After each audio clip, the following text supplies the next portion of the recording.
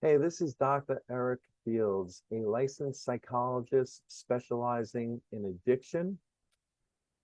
And lately, I've been discussing a lot about compulsive sports gambling. Sports gambling addiction can really get so out of control and create a pattern of behavior where the person feels like they are on automatic pilot. A lot of times, the clients that I work with tell me that when they're in this sports gambling compulsive behavioral pattern, when they're caught up in the grips of this addiction, they feel like they are numb. Like even the wins, because it's so rapid fire, do not even really excite them that much anymore. So that it's win, win, loss, loss, loss, win, loss, win, win, loss, loss, loss. And it's just like this automatic behavior that takes over. They feel like they're not in control and almost like, there's a puppet master pulling their strings and they're just mindlessly going through this behavior, not really feeling anything. And this happens after this pattern has become very prolonged, right? So this isn't going to happen like in the early stages of addiction, but it will progress to this stage. And the reason why it progresses to this stage all stems from the functions that it was designed to serve. All addictions serve certain functions, or they address different psychological reasons. And at first, it feels good for the person to address these issues or have a way of coping with them. So, gambling, compulsive gambling behavior really is an external way of coping. Now, what you have to do is you have to find out what the reason is that you need to have this external coping behavior. There is a basic belief in people with this kind of pattern that they are not equipped to deal with certain life problems or certain personal struggles. And so they need to find a way to deal with these issues. And that's why, from an outside perspective, the behavior looks very irrational. It looks destructive. And some may even label it as crazy, especially given the consequences that occur from it. But think of it this way. If you don't believe that you could deal with your personal struggles or a certain area of life that's causing you a lot of pain and grief, we are desperate creatures as human beings. We don't like to be uncomfortable. So we seek comfort. We are comfort seeking creatures. And while, of course, this behavior causes a lot more discomfort, a lot more pain in the long run, in the short term, and that's where a lot of people with addictions live, the short term. They can't see an hour or 2 hours or 2 days into the future. They can't conceive of that. All they can conceive of is This is how I feel right now, and I want to escape this feeling. And I don't believe that I am equipped with the skills necessary to deal with this discomfort, whatever that is. And sometimes they're not even aware of what they are running away from or what the actual nature of the discomfort is. They just know that they're uncomfortable. And, a lot of, you know, beliefs in the professional world or um, peer support group world, like Gamblers Anonymous, believes that it's simply just due to a disease, and that's the discomfort. And that is an overly simplistic explanation of a person with an addiction and their particular challenges. That is very circular logic, you know.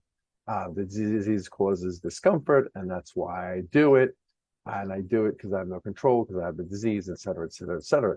The disease model just doesn't explain the complexity and the real personal reasons for why people get caught up in an addiction. So an addictive behavior works in the short term, right? If it's designed to help the person deal with discomfort, in the short term, it works. It works by distracting them. It works by providing a temporary euphoria or excitement. So for all those reasons, it works in the short term. But after a while, the longer and longer this goes on, and the longer and longer it takes the person to address the real reasons that they're uncomfortable and to really get at the root causes and to try to resolve their own issues without this external mechanism,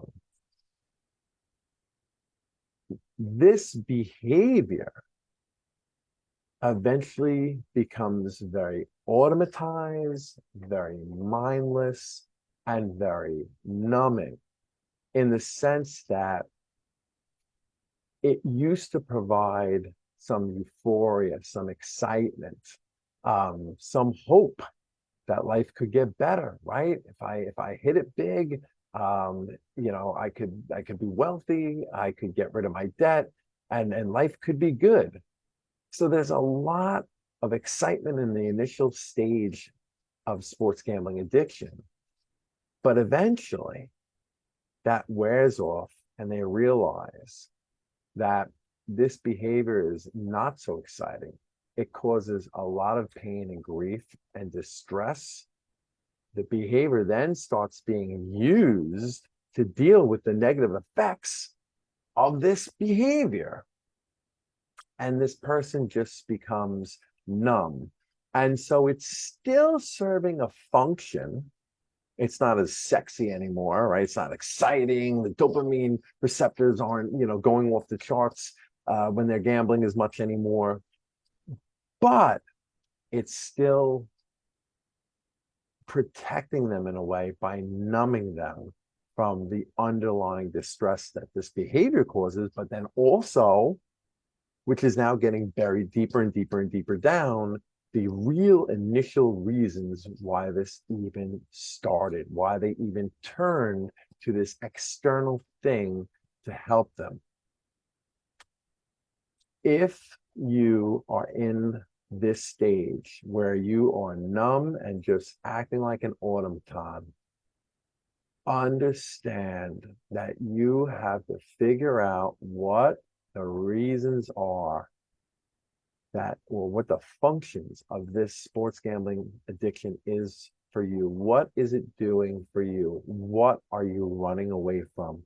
What in life is really making you uncomfortable? I know you're going to say gambling, but gambling was secondary to the primary thing. And I want to always understand the primary reasons, because once you figure that out, you can disentangle this whole messy behavior pattern that you have going on and totally disrupt it, and then find a way of healthily dealing with these underlying causes, reasons, functions, et cetera, et cetera, et cetera. A real solution to resolving your personal struggles and issues. So that's what you need to ask yourself. Why do I feel the need to escape into this mindless behavior pattern? What is so scary about living life? If I imagine miraculously my debt was resolved, right? I wouldn't be happy still. And I know this because I let myself get caught up in this compulsive behavior, and I let myself get more and more addicted to it. Why? That's what you have to figure out. And when you figure that out, that is going to be the ultimate solution, not a band-aid solution, not a solution that just teaches you how to deal with urges or, teaches you to always be aware of the consequences. No, I'm talking about the ultimate solution. And I am a proponent of always finding the ultimate solution to anyone's behavioral problems. The ultimate solution is figuring out why this started, what it started doing for you, and what it's still doing for you that you may have lost sight of at this point in your life. This is Dr. Fields. I hope you found this helpful. If you did, please respond to me in the comments section, and I look forward to producing more quality content for you in the near future.